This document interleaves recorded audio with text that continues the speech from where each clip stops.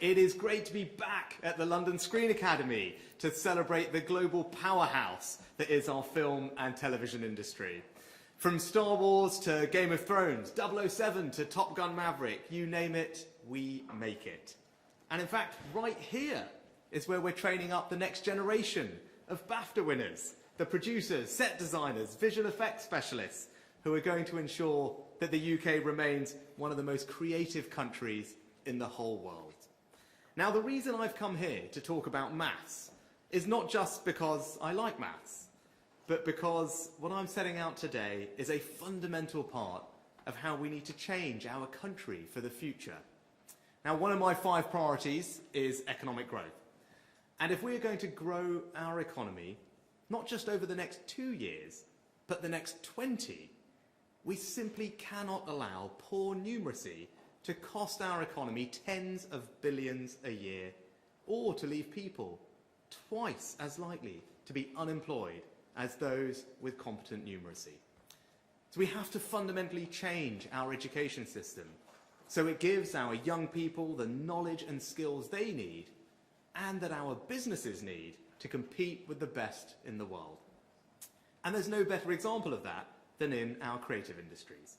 Because what's the biggest skill shortage holding our film industry back? Well, as you heard from Gillian, it's a shortage of technical skills. And so what have the London Screen Academy put on the curriculum for their 16 to 19-year-olds? Maths. Why? Because you can't make movies without maths. You can't make visual effects without vectors and matrices. You can't design a set without some geometry. You can't run a film production company without being financially literate. And that's not just true of our creative industries. It's true of so many of our industries. In healthcare, maths allows you to calculate dosages. In retail, data skills allow you to analyze sales and calculate discounts. And the same is true in all our daily lives, from managing household budgets to understanding mobile phone contracts or mortgages. Now, we also know the benefit of maths for employability and earnings. Even just basic numeracy skills can increase your earnings by around £1,600 a year. So put simply, without a solid foundation in maths, our children risk being left behind, shut out of careers they aspire to, and the lives that they want to lead. Now, in the last decade or so, we've gone up 10 places in the international league tables, and maths has become the most popular of all A-levels. But it's still the case that the UK is one of the least numerate countries in the developed world. More than 8 million adults have numeracy skills below those expected of a 9-year-old. And around a third of our young people don't pass maths GCSE. Now, it's not that we're not just good enough at maths. There's a cultural issue here too. I'll be honest. When my 2 young daughters first heard me talk about them doing more maths, they weren't too excited. And that's just it. We make jokes about not being able to do maths. It's socially acceptable. We say things like, oh, maths, I can't do that, it's not for me, and everyone laughs. But we'd never make a joke like that about not being able to read. So we've got to change this anti-maths mindset. We've got to start prizing numeracy for what it is. A key skill every bit as essential as reading. So my campaign to transform our national approach to maths is not some nice to have. It's about changing how we value maths in our country and changing the way our education system works to deliver it so that all our children get these vital skills for life. Now, parents and teachers listening to this will want to know what that means for our children today. So let me tell you, we're in the process of making maths more accessible, building our children's confidence so that they don't fear maths. We're creating more sector-specific content that can excite young people about the relevance of maths for the careers that they aspire to help teachers bring maths to life in the classroom, from building sets for school plays to calculating the angles of free kicks or the speed of a Formula One car.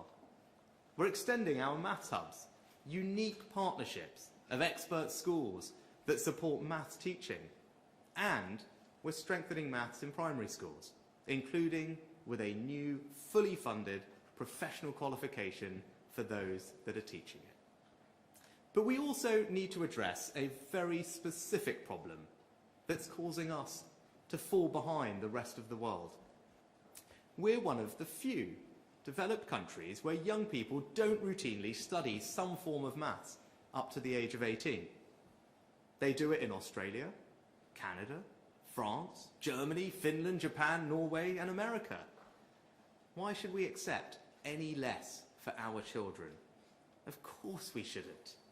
That's why I set out in January that we're going to change the way our system works, so that everyone in our country will study some form of maths all the way to 18. But let me be absolutely clear. I am not saying that the answer is A-level maths for everyone. But we do need to work out the maths our young people should study. So we're going to look at what 16 to 18-year-olds around the world are learning. And we're going to listen to employers and ask them what they say the math skills are that they need. And that's why today I'm appointing a new expert group who will help us identify the core maths content that our 16 to 18-year-olds need, and whether we need a new specific qualification to support that. But to repeat, that will not be A-level maths for all. And let me also be clear that we're not going to deliver this change overnight. We're going to need to recruit and train the maths teachers. We're going to work out how to harness technology that we need to support them. And we'll need to make sure that this maths is additional to other subjects, not instead of them. Just as here at the London Screen Academy, they don't teach maths instead of the arts, they teach both, because they are complementary, not contradictory. So it will take time to implement this change, but we are taking the first step today by identifying the maths content that will give our 16 to 18-year-olds the skills they need to get on in life. And when we have that, then we'll come back with a detailed plan to deliver it. I'll just finish on a personal note. Every opportunity that I've had in life began with the education that I was so fortunate to receive, and maths was a critical part of that. Now, I knew it was important then, and when I look at how the world is changing, it's only going to be more important for my children and yours. So I won't sit back and allow this cultural sense that it's okay to be bad at maths to put our children at a disadvantage. We've got to change this. We've got to value maths and what it can do for our children's futures. Giving our children a world-class education is the single most important thing we can do. It's the closest thing we have to a silver bullet, the best economic policy, the best social policy, the best moral policy. And that's why I'm proud that it's our policy, and I will never stop striving to achieve it. Thank you.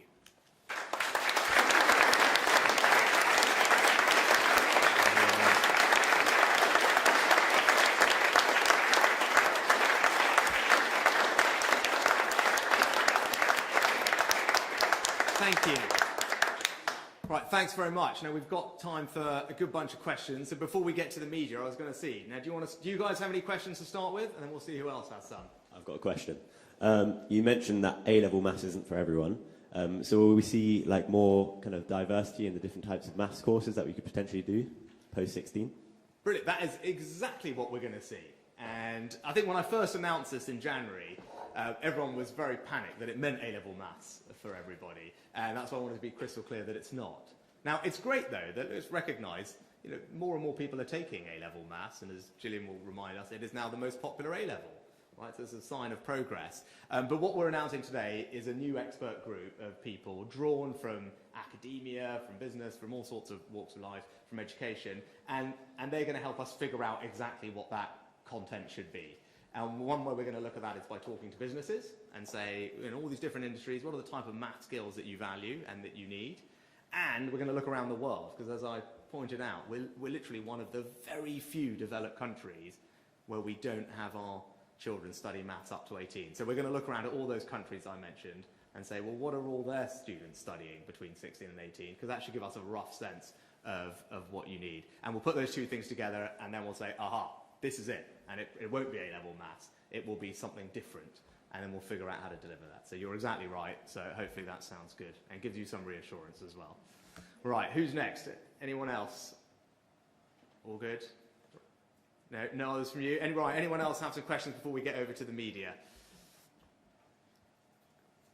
Okay, gosh, it's very quiet. Anyway, actually, I'll broaden up. Do you have any questions on things that are not related to maths? I'm also fine for those. All fine? Right, okay, well, we'll turn to the media for some questions. So we start with the BBC. Thank you, Prime Minister. Chris Mason, BBC News. You talked today about an aspiration, but with very little detail. And yet, the context is one where, for many pupils and parents, there's going to be further disruption to their education with strikes coming up, as well as the prospect of strikes going on for months and months ahead in the NHS. Shouldn't the strikes and sorting them out quickly be your priority? Right, thanks, Chris. So, lots in there. The first thing to say is let's talk about what's going on in schools. And there'll be some teachers here. And the first thing I want to say, and Gillian would echo this, is that I think our teachers do an incredible job. I think you probably heard from what I said earlier. I think delivering a world-class education system is about the most important thing that we can do for our children's futures and for our country. And that starts with having the best teachers. I think all the research tells you that, our own experience as parents tells you that. The most transformative thing for a child's education is the quality of the teaching, and that's why it's right that we respect, we revere and we support our teachers, and I'm so grateful to them for the incredible job they do. And that's why we worked really hard to find a way to come to what I thought was a reasonable and fair settlement on pay. And it represented about an 8% increase for most teachers, around a 13% increase for new teachers, taking their starting salary up to £30,000 over the course of the next year, which is something that we'd committed to do a couple of years ago, and I'm pleased that we're able to deliver that. But it's not also just about the money. One of the things that we hear a lot from teachers is about workload and finding ways to reduce that. So what we'd actually worked out with the unions, and Gillian did a great job, is identifying ways to reduce the workload by about 5 hours a week. And so put together, we thought that that was a reasonable and fair package in the circumstances. So obviously I'm disappointed, and as I said, I don't want our kids' education to be disrupted. I think no one wants to see that. Our door is always open, and we continue to hope that we can find a way through. But as I say, that's the situation on that, and we are able to focus on that. But it's also right that we look to the future. It's also right that we think about our kids and how we can make sure that they can fulfill all the opportunities ahead of them, live the lives that we want them to live, make sure they can enter every career, compete with everyone around the world, go about their daily lives, getting their mortgage, figuring out the discounts, all the things I talked about. That's fundamental to building a strong country and a strong society, and it's right that we embed the plans for that. I admit, as I said, not going to happen overnight. Right? This is a big long-term reform, but we're taking the first step today, and as brilliant first question was about, it's about figuring out, well, what's the content? And once we've got the content right, then I can come back and then talk to you about, well, what does that mean for the new teachers, how we're going to teach the course, and then how we're going to roll it out. But it's the first step on that journey. The NHS, right? Look, on the NHS, look, I think let's start with the positive news, right?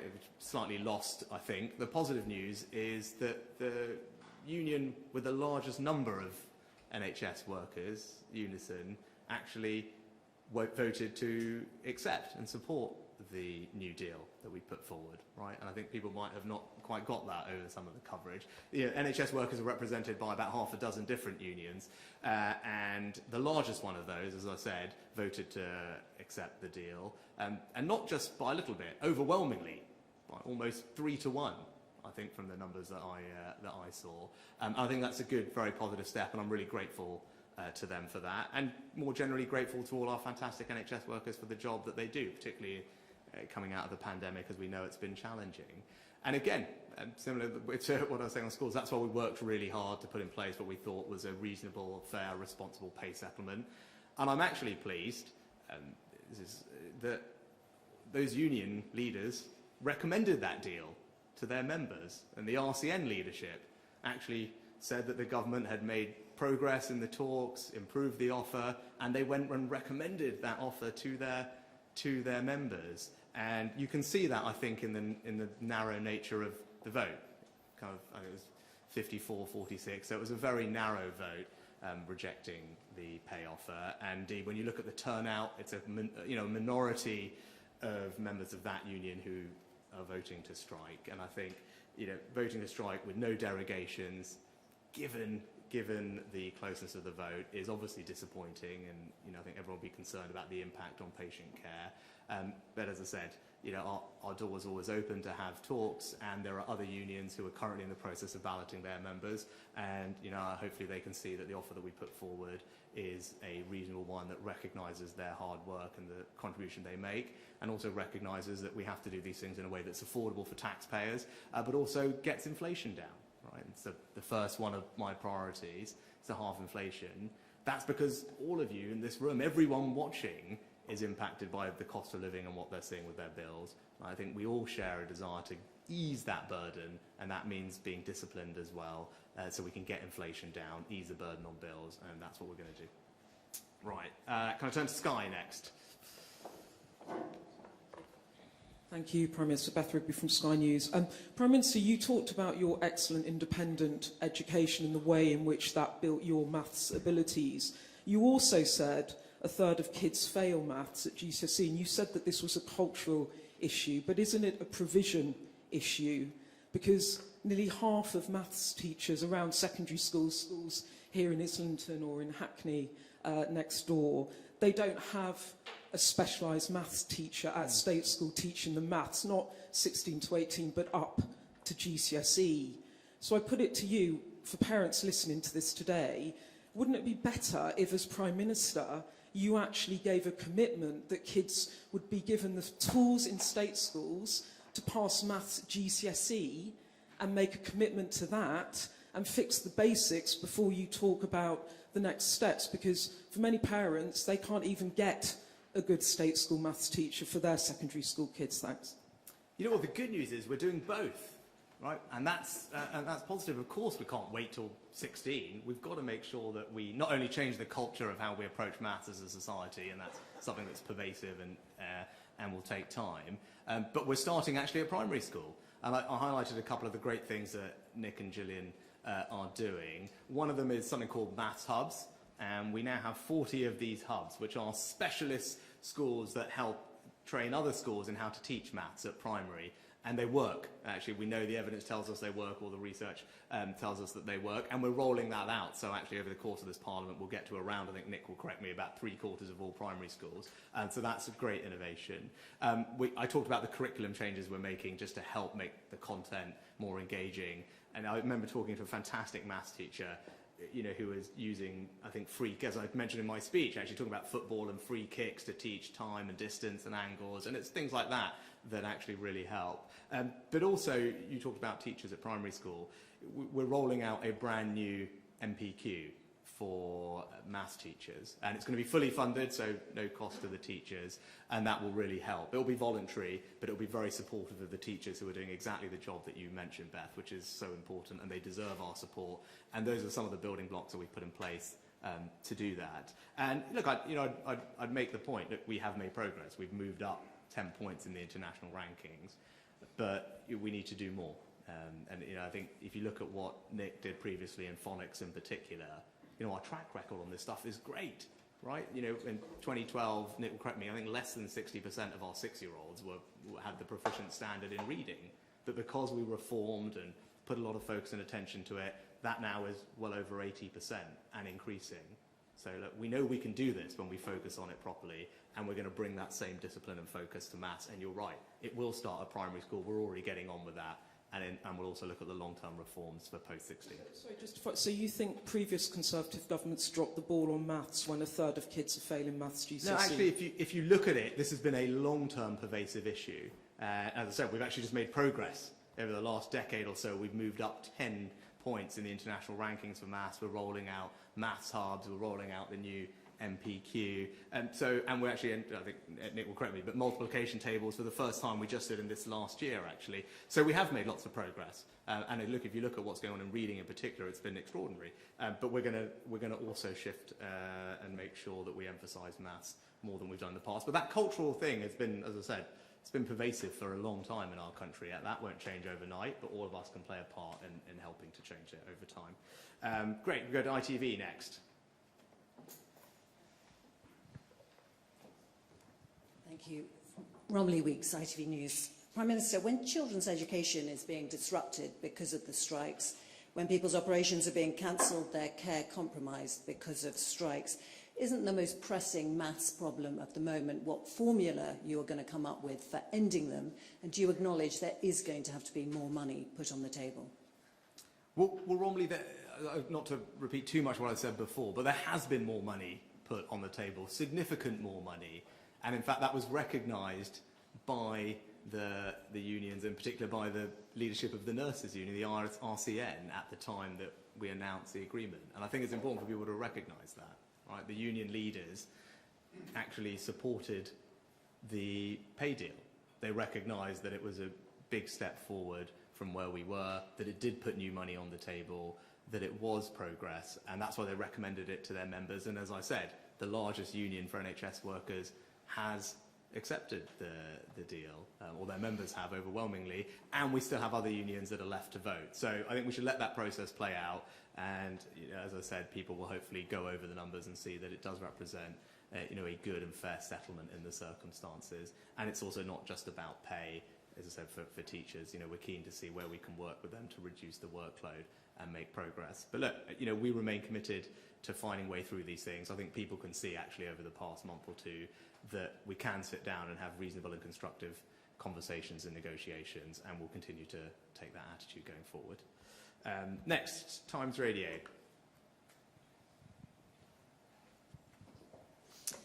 Good morning, Prime Minister. Lucy Fisher from Times Radio. You've said this morning that it will take time to implement the Maths to 18 policy. Can you give any rough timescale of when you'd like to see that start?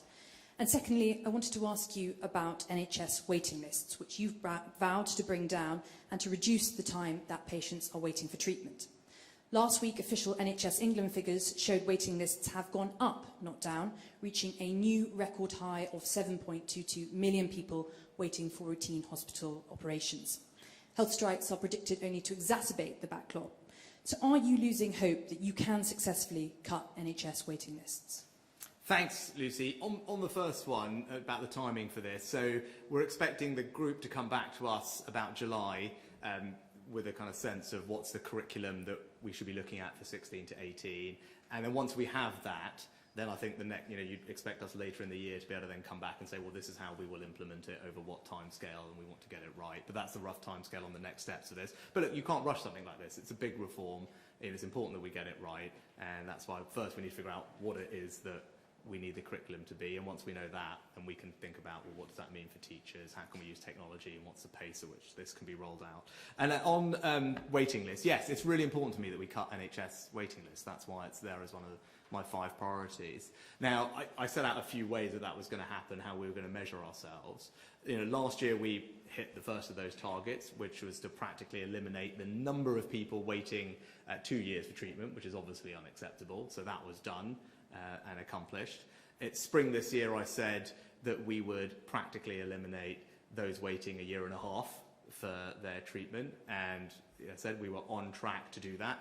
The industrial action obviously makes that more challenging, but we're pushing hard to meet that target. And then what I said is that by spring of next year, we would aim to virtually eliminate the 1-year waiters, but also at that point have the overall waiting list falling. Right, so that's the kind of time scale that I set out for those. And I said the next one is people waiting 1.5 years, making sure that we eliminate those practically this spring. And we're working really hard to do that. I'm really grateful to everyone in the NHS who has been working exceptionally hard to focus on that.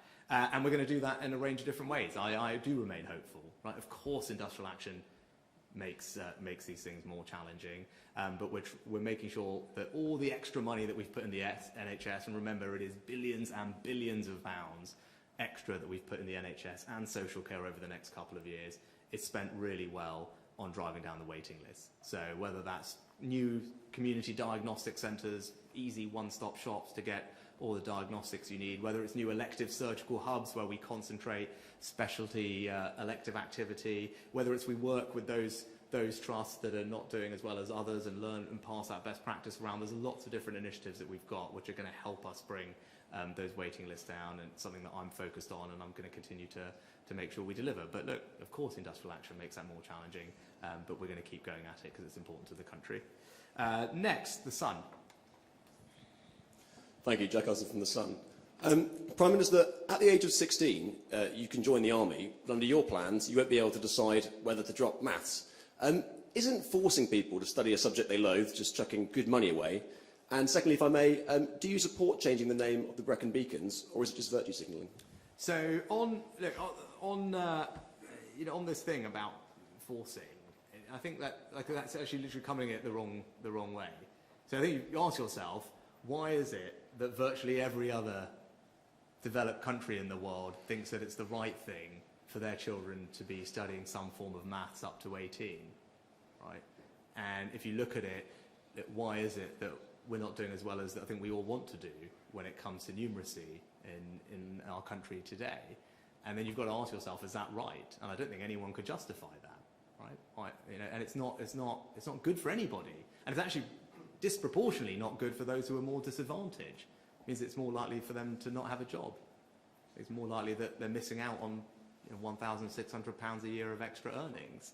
I don't want that. I don't think you want that. I don't think anyone wants to see that, right? So I think it's right that we try and see if we can address that. And that's what we're going to do. And we're going to do it carefully, and we're going to make sure that we get the curriculum right. And as I said, it's not about forcing everyone to do maths A-level, right? But it's about making sure that they study the right form of maths.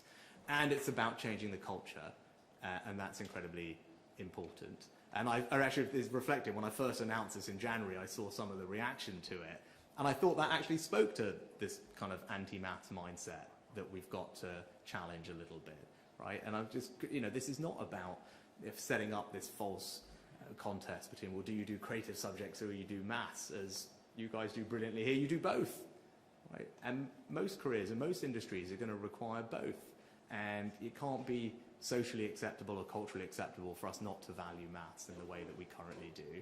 And I think if you've got 5 minutes, I urge everyone to spend 5 minutes this evening on the National Numeracy website. And there's Charity who does really excellent work in this area that I came across a little while ago when I was Chancellor. And there's some really powerful research, case studies, examples of the challenges we face around changing this culture around maths. And I think it's actually, had an impact on me and just when I was out and about. And I think if you spend 5 minutes on that website and read some of the things about that, you'll see why this is so important and why we all need to work together to try and bring about this change. And then lastly, if I go to the Telegraph. Telegraph? Brecon Beacons? Sorry? On the Brecon Beacons point? On the Brecon Beacons. Support the name change. God, I haven't seen it, so I have to get back to you on it. Right, so I missed that. Sorry, I don't want to prep for this. Telegraph. Thanks, Prime Minister. Dominic Penner on the Daily Telegraph. The consensus across the sector has been broadly supportive, but people are saying that more specialist teachers and more funding is needed. How much more funding are you prepared to put into these reforms, and would that be new money or existing money from elsewhere? And what do you actually plan to do to win the argument around maths other than just extend it to 18? How do you plan? What arguments would you make to change that anti-maths mindset? Yeah, great couple to finish on, Dominic, so thank you. So look, firstly on teachers, yes, look, we need already, and we will need more maths teachers, and we know that. And as I was doing all the work for this over the past few months with Nick and Gillian, I was kind of going over, we actually have an enormous amount of support in place for STEM graduates to become maths teachers, and other STEM teachers actually, and that's sort of worth recapping it, because I'm not sure everyone is aware. So now if you're coming from one of those backgrounds, you can get a tax-free bursary worth up to £27,000 to take your teacher training, right? So obviously that's I think most people will see that that's a significant sum to kind of incentivise you to come from those backgrounds, tax-free, to go and do teacher training in these subjects. And then, but we don't stop there. We don't stop there. In these particular subjects like maths and other STEM subjects, and in particular parts of the country where there are shortages or we really want to add extra help, if you go and work in those subjects or in those areas, you can get extra payments worth around £5,000 a year, tax-free, for around 5 years. And that all comes on top of your starting salary, which is going up to £30,000. So those are some of the things that we've got in place, because you're right, we need to attract more people into these STEM areas. And those are some of the provisions that we've put in place. As I said, £27,000 tax-free bursary when you're training to become a teacher. And then on top of that, payments worth up to £5,000 a year for the first few years. Because all the evidence tells us it's those early years that are so important to keeping teachers in the profession. And that's why we focus on raising the starting salary. It's why we focus these extra payments on those early career teachers. And look, it is making a difference and things are improving, but we've got work to do there, and that's why, as I said, when we come back with a more detailed implementation plan for this, we'll be able to look at, well, what does that mean for future maths needs. But I also think it's not just about money. It's as we change the culture and more people study maths, we'll get a virtuous circle, actually, because there'll be a bigger pool of people to be able to draw from to teach these subjects. Your second question is about how do we change the culture, right? Which is really important. As I said, everyone should spend 5 minutes on the National Numeracy website when they get home today. But I think it's about, first of all, with content in primary schools, and that is about giving teachers the confidence to teach it. And that's why the maths hubs are so important, and this new MPQ we're going to roll out is so important. Because if the teachers are confident, then it makes a big difference on the kids. And then part of what making the teachers confident and making the kids engage is having the curriculum that is engaging. And as I said, and Gillian did brilliantly in her opening remarks, it's all the things where you are doing maths, but you don't quite realise you're doing maths. And it's making our curriculum reflective of that. And as I said, much more fun to learn about how a free kick than it is probably to do time and distance equations or angles, right? And it's things like that which increasingly we are putting into the curriculum that I think you can see children responding to really well. And then it's about us having a conversation as a country, right, about us just changing how we approach this. So it isn't okay to say, well, I don't do maths and everyone laughs, right? That doesn't happen overnight, right? And I think all of us have probably, if we're being honest with ourselves, all of us have been in a conversation where that has happened. And it is okay. But as I said, not a single person here would kind of proudly proclaim, well, I can't read or I don't do reading, that's not me, right? And we just be honest ourselves about that. Now, that's on all of us to slightly change this. And as I said, when I saw the reaction to this announcement when we made it in January, I could see that, right? And I said, and I think the last thing I'd say is making people realise it's not an either or. And I know I mentioned this point before, but it's so important. There is this idea that we should do more of this and therefore less of that. No, this needs to be additional, it's complementary, we can do both things together. And if we get this right, I tell you, if we get this right, we will do something really special for our young people, right? It will be setting them up for success, not just in their careers, whatever they want to do, whatever you want to do, whether it's go and make the next Harry Potter or whatever, right? But also just going about your day-to-day lives, making sure that you can live a fulfilling life, all those big financial things that impact your day-to-day life, right? Think about the cost of living, how important it is right now to understand what discounts are available. How do you make sure that your credit cards are being managed properly? What's the right mortgage deal to go for? All these things, so important for day-to-day life. And right now, there's probably too many people who don't have the numeracy they need to make those decisions that will support them and their families. But if we get this right, they will be able to. And I think that's something that we can all look forward to and celebrate. Perfect. Thank you so much for having me. It's been great to be with you. Thank you.